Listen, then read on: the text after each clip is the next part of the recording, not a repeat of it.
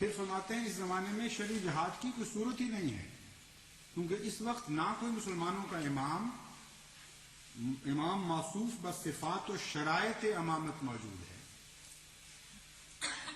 آج کہاں سے پیدا ہو گیا یہ امام؟ کیا اس امام کے پیدا کرنے کے لیے فوجی حکومت درکار ہوا کرتی؟ کب مذہب کی دنیا میں خدا تعالیٰ نے فوجی حکومتوں کے ذریعے امام قائم کروائے تھے؟ فرماتے ہیں موصوف بس صفات و شرائط امامت موجود ہونا چاہیے، اور نہ ان کو ایسی شوکت جمعیت حاصل ہے جس سے وہ اپنے مخالفوں پر فتح یاب ہونے کی امید کر سکیں۔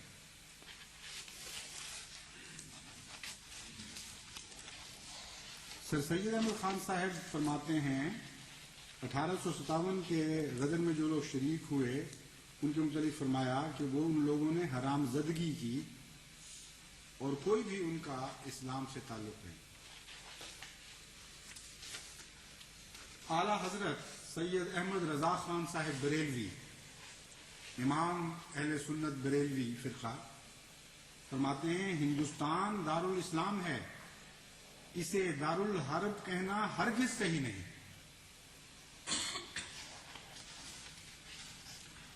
حضرت سید احمد صاحب بریلوی شہید، جن کے متعلق کہتے ہیں کہ انہوں نے جہاد کیا اور جہاد کے لیے وہ افغانستان کی طرف روانہ ہوئے اور سکھوں سے بھی لڑائی کی، وہ ایک دل ضرور تھا، وہ مقدس دل جس کے دل میں غیرت تھی مسلمانوں کی۔ لیکن جہاں تک انگریزی حکومت کا تعلق ہے، آپ کے سوانح نگار سوانح احمدی کلام کے صفحہ 71 پر لکھتے ہیں سرکار انگریزی کو گو منکر اسلام ہے۔ فرماتے ہیں یہ واقعہ کہ حضرت سید احمد صاحب بریلوی رحمۃ اللہ علیہ مجدد 13ویں صدی سے متعلق مولانا محمد جعفر صاحب تھانیسری نے یہ بات لکھی ہے کہ ایک سائل نے یہ سوال کیا کہ آپ انگریزوں سے جو دین اسلام کے منکر اور اس ملک کے حاکم ہیں، جہاد کر کے ملک ہندوستان کیوں نہیں لے لیتے؟ آپ نے فرمایا سرکار انگریزی گو منکر اسلام ہے مگر مسلمانوں پر ظلم اور تعدی نہیں کرتی اور نہ ان کو فرض مذہبی اور عبادت لازمی سے روکتی ہے۔ ہم ان کے ملک میں علانیہ واز کہتے ہیں اور ترویج مذہب کرتے ہیں، وہ کبھی ماننے اور مزاحم نہیں ہوتی۔ ہمارا اصل کام اشاعت توحید الہی اور احیاء سنن سید المرسلین ہے، سو وہ بلا روک ٹوک اس ملک میں ہم کرتے ہیں۔ پھر ہم سرکار انگریزی پر کس سبب سے جہاد کریں اور خلاف اصول اسلام طرفین کا خون بلا سبب گراویں؟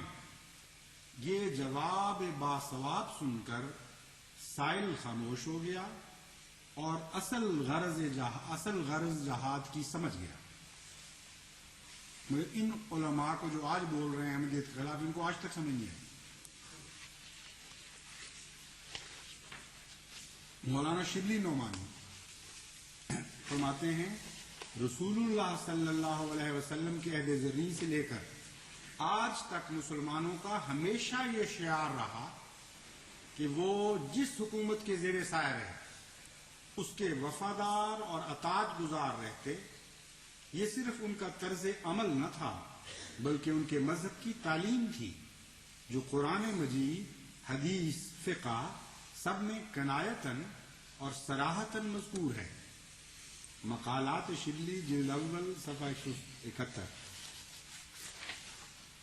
خواجہ حسن نظامی صاحب فرماتے ہیں جہاد کا مسئلہ ہمارے ہاں بچے بچے کو معلوم ہے، لیکن جب تک انگریزی حکومت تھی اس وقت بچے بچے کو وہی مسئلہ معلوم تھا جو حضرت مسیح موعود علیہ الصلوۃ والسلام فرمایا کرتے تھے۔ جس دن وہ حکومت گئی اس دن سے سارا مسئلہ ہی بدل گیا ہے، ہر بچے کو کچھ اور بتایا جا رہا ہے کہ ہمارے ماں باپ یہ کہا کرتے تھے۔ بچے بچے کو کیا معلوم ہے؟ فرماتے ہیں وہ جانتے ہیں کہ جب کفار مذہبی امور میں حارج ہوں اور امام عادل جس کے پاس حرب و ضرب کا پورا سامان ہو لڑائی کا فتویٰ دے تو جنگ ہر مسلمان پر لازم ہو جاتی ہے، مگر انگریز نہ ہمارے مذہبی امور میں دخل دیتے ہیں، نہ اور کسی کام میں ایسی زیادتیاں کرتے ہیں جس کو ظلم سے تعبیر کر سکیں، نہ ہمارے پاس سامان حرب ہے۔ ایسی صورت میں ہم ہرگز کسی کا کہنا نہ مانیں گے اور اپنی جانوں کو ہلاکت میں نہ ڈالیں گے۔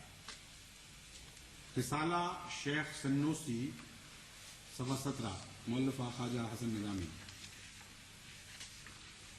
احمدیت کے جو بات کے دشمن ہیں ان میں سے بھی بعض یہ تسلیم کرنے پر مجبور ہوئے۔ چنانچہ ایک ملک محمد جعفر صاحب ایڈوکیٹ ہیں جنہوں نے احمدیہ تحریک کے نام پر ایک کتاب لکھی تھی، وہ فرماتے ہیں مرزا صاحب کے زمانے میں ان کے مشہور مقتدر مخالفین مثلا مولوی محمد حسین بٹالوی، پیر مہر علی شاہ گولڑوی، مولوی ثناء اللہ صاحب اور سر سید احمد خان سب انگریزوں کے ایسے ہی وفادار تھے جیسے مرزا صاحب۔ یہی وجہ ہے کہ اس زمانے میں جو لٹریچر مرزا صاحب کے رد میں لکھا گیا اس میں اس امر کا کوئی ذکر نہیں ملتا کہ مرزا صاحب نے اپنی تعلیمات میں غلامی پر رضامند رہنے کی تلقین کی ہے۔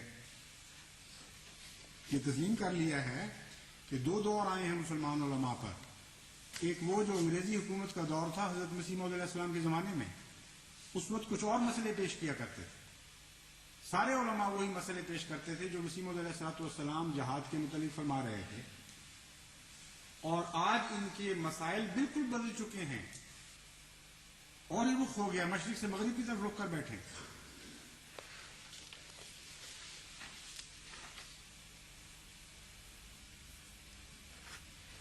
حوالے تو بے حد ہیں لیکن میں اب اس پہ ختم کرتا ہوں بعض تازہ حوالوں پر۔ شورش کشمیری صاحب جو احمدیوں کے اول معاندین میں سے تھے، کتاب سید عطاء اللہ شاہ بخاری میں یہ بات تسلیم کرنے پر مجبور ہو گئے کہ جمال الدین ابن عبداللہ شیخ عمر حنفی مفتی مکہ معظمہ، احمد بن ذہنی شافعی مفتی مکہ معظمہ اور حسین بن ابراہیم مالکی مفتی مکہ سے بھی فتاوی حاصل کیے گئے جن میں ہندوستان کے دارالاسلام ہونے کا اعلان کیا گیا تھا۔ تو کون سی بات باقی رہ گئی ہے؟ کہاں کے مولوی بولیں گے؟